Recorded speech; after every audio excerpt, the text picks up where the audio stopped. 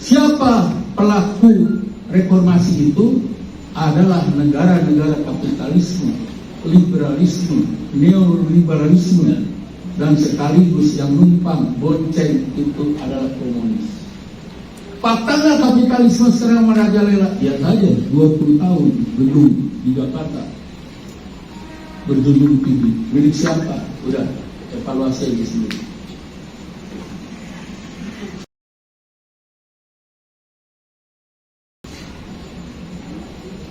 Siapa pelaku reformasi itu? Adalah negara-negara kapitalisme, liberalisme, neoliberalisme, dan sekaligus yang numpang bonceng itu adalah komunis. Faktanya kapitalisme sekarang merajalela. Lihat saja 20 tahun gedung di Jakarta berjudul PB. Milik siapa? Udah evaluasi aja sendiri. Agenda reformasi yang pertama di tahun 1998 itu memberhentikan Presiden Soeharto, presiden kita. Nggak jadi sejarah, tidak jadi sejarah, bahkan tidak ada hari libur reformasi ini. Itu kedua. Kedua, agenda reformasi pada saat itu mengeluarkan TNI dan Polri dari parlemen. TNI dan Polri itu sebagai dinamisator dan stabilisator di parlemen. TNI masuk barat, Polri masuk jajaran horizontal vertikal dari presiden. Yang ketiga, menghancurkan kekuatan Islam. Partai Islam satu. Mereka buat undang-undang semaunya. Buatlah undang-undang bahwa masyarakat bangsa Indonesia boleh bikin partai politik, boleh bikin LSM, boleh bikin organisasi kemasyarakatan, dan seterusnya. Partai yang tadinya 3 menjadi 104. Lolos verifikasi 48 partai boleh ikut pemilu. P3 jadi nomor berapa? Hancur. Kekuatan Islam hancur berkeping-keping. Partai Islam yang tadinya 1 menjadi puluhan atau belasan pada waktu itu. Sekarang terjadi rasa aku atau tokoh-tokoh ketua partai Islam ingin menjadi pemimpin. Yang cenderung, kata Kiai, yang cenderung tadi di belakang mereka adalah kapitalis hitam yang selalu mendanai.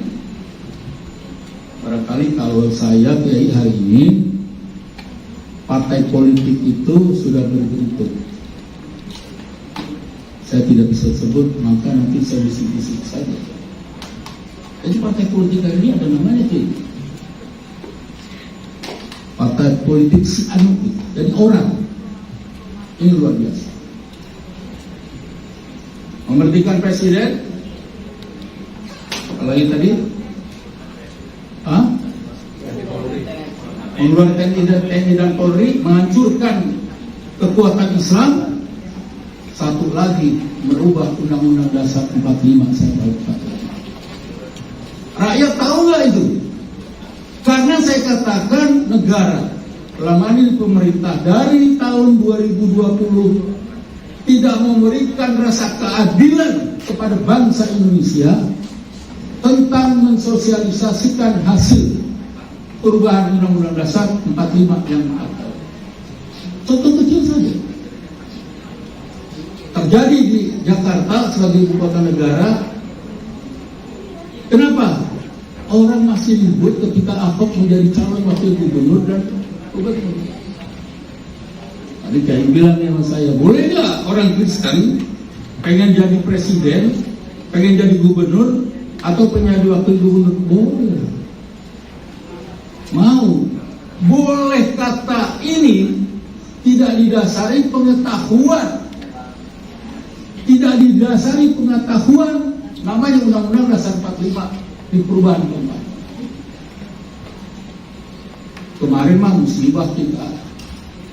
Dan syukur alhamdulillah bahwa kebangkitan umat Islam pada tahun 2017 atau 2016-2017, Saudara Basuki Cahayapurnama melakukan penistaan terhadap agama umat Islam.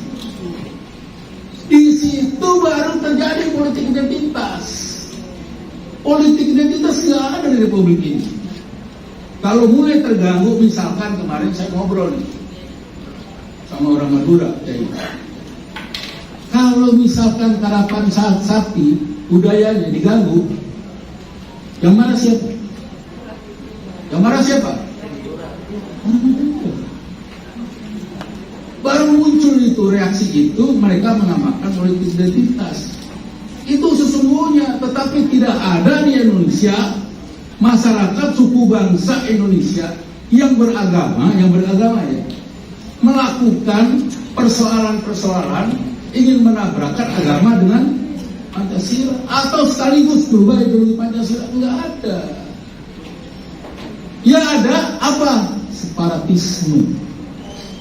Separatisme itu kelompok masyarakat di satu pulau, ya, mereka angkat senjata ingin memerdekakan pulaunya atau daerahnya. Itu ada. Bahkan mereka menolak ideologi Pancasila. Dan itu cuma segelintir.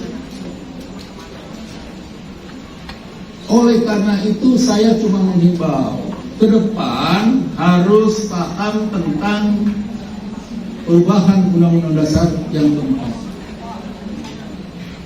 Apalagi yang substansi tadi persoalan kepemerintahan. Persoalan milih gubernur, milih presiden, milih wali kota dan bupati. Karena sekarang jelas. Naskah lama sebelum perubahan Undang-Undang Dasar disampaikan ini, Pak Sutawi musimnya udah tahu. Presiden adalah bangsa Indonesia beragama Islam.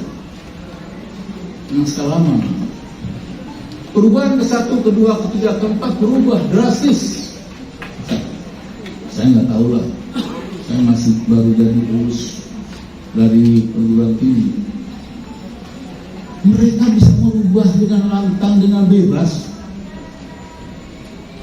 Sebutannya presiden berubah menjadi sebutannya bangsa Indonesia berubah menjadi sebutan warga negara. Presiden adalah bangsa Indonesia asli beragama Islam. Tidak. Presiden adalah warga negara Indonesia sejak kelahirannya dan tidak pernah menerima warga negara lain atas kehendak sendirinya serta berbadan sehat jasmani dan rohani. Dipertegas di bab 10A pasal 28D butir ketiga. Setiap warga negara mempunyai hak yang sama di dalam kepemerintahan. Selesai. Sumpah Presiden di bab 3 pasal 9 sekarang menunjukkan aneh. Kalau saya sejak kecil, para yai sejak kecil, para abang-abang dan empok sejak kecil melihat Presiden dilantik dapur di parlemen menggunakan Quran. Bisa nggak terjadi kata kiai nanti di masa depan? Insya Allah tidak bisa terjadi. Tetapi kalau kapitalis ini merubah peran kita, terus adanya perang alat modern yang ibu bapak, abang dan empok sering lihat, namanya televisi, di pikiran otak bisa berubah dengan alat perang modern, namanya televisi. Bisa saja nanti terjadi.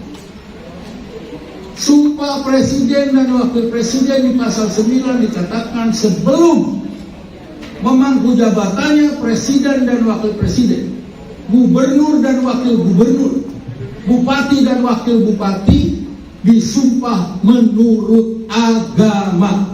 Selesai itu. Setiap warga negara punya keselamatan dalam pemerintahan. Presiden dan Wakil Presiden adalah warga negara Indonesia sejak kelahiran. Warga negara Amerika. Tergantung 2024 bulan 2 atau bulan 4 itu pileg bersama Presiden. Kalau P3 menang, ini luar biasa. Makanya tagline DPP itu jalan pulang menuju Ka'bah. Maksudnya saya Kiai. Jadi dibuat tagline, Haji Lulung jalan pulang menuju Ka'bah. Kalau saya enggak, kemarin saya bilang manis. Haji Lulung, apa sih temanya? Saya bilang sederhana Pak Anies. Temanya saya sekarang dan 2017 sama. Apa? Bela agama. Kalau dulu ada yang melakukan penistaan terhadap agama Islam, sekarang ada kelompok yang tidak bertuhan memusuhkan agama. Agama-agama, semua agama dimusuhkan. Kenapa? Mereka bicara tentang politik identitas yang kagak ada di Republik ini kalau kagak terganggu. Kemarin orang Betawi terganggu karena si Venus nantangin orang Betawi bodoh-bodoh. 2017 ada yang melakukan penistaan terhadap agama Islam. Tadi bangsa kita, suku, bangsa dan etnis yang beragama Islam muncul marah.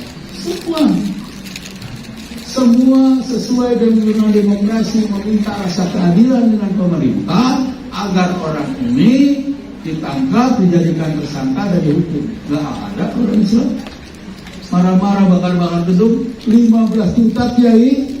Kalau dia mau bakar gedung di Jalan Tamrin, selesai itu hari itu. Atau dia serbu itu istana, selesai hari itu. Gak ada satupun sampah. Contohnya itu, gak ada satupun sampah yang tertinggal di Jalan Tamrin, karena ini adalah aksi sosial yang dilakukan oleh umat Islam. Terima kasih, mohon maaf agak terlalu lama kalau saya salah, Kiai kalau betulin, maklum lagi belajar. Wallahualam. Assalamualaikum warahmatullahi wabarakatuh.